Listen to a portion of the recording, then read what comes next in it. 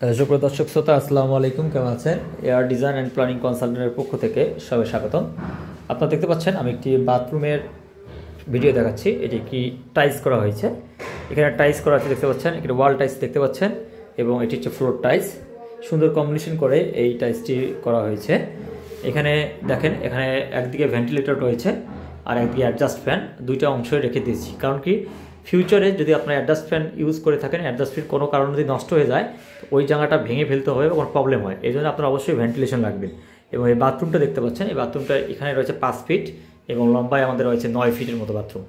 এবং এখানে প্যান এবং কমোড দুটোই ইউজ করা হয়েছে। এখানে দেখতে পাচ্ছেন এই অংশটাকে বলা হয় প্যান এবং এটা হলো কমোড, এখানে কমোড বসবে। এবং দেখেন ওই ফ্লোর থেকে, প্যান এবং কমোডের ফ্লোর থেকে এখানে দেখেন ডাউন আছে 6 ইঞ্চি স্কার্টিং করা হয়েছে। এটা অবশ্যই মনে রাখবেন, কারণ কি এখানে শাওয়ার ক্লোজ থাকবে, শাওয়ার থাকবে বা বেসিন থাকবে, এদের পানিগুলো যেন ওখানে উপরে না যেতে পারে।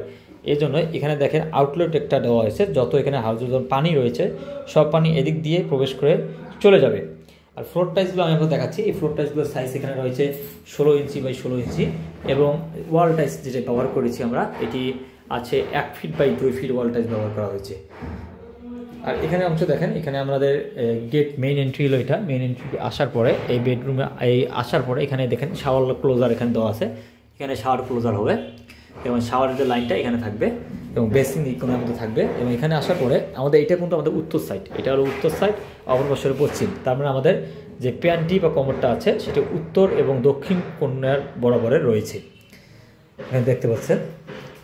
এই হলো বিষয়গুলো। আপনারা যখন কোনো টাইলসের কাজ করবেন বাথরুমে, তখন অবশ্যই দিক নির্দেশনা করবেন উত্তর দক্ষিণটা এবং কোথায় বসলে সুবিধা হবে। আর অ্যাডজাস্টমেন্ট যেটা বললাম, এই জিনিসটা খুবই মাথায় রাখবেন। অ্যাডজাস্টমেন্ট ভেন্টিলেশন দুইটা রাখার চিন্তা ভাবনা করবেন। আশা করি বিষয়টা বুঝতে পেরেছেন।